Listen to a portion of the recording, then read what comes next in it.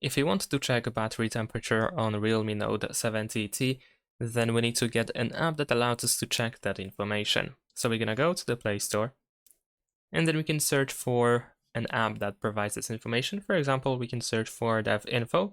This is an app that allows us to check some information about our smartphone that usually is hidden somewhere on the smartphone and hard to access. So let's install this app in this case, but feel free to try any other similar app if you don't like this one for some reason. Let's open it, and I'm going to show you how to find this information. So let's press that agree and continue button. You might see an ad in the meantime, but of course we can skip it after a few seconds. Over here we don't have to agree to notifications for now. And in order to find the information about the battery temperature, you should be able to find the battery over here with the temperature in this place. You can also try to scroll over here on top of the app in order to go to battery section, and over here, as you can see, we have the temperature.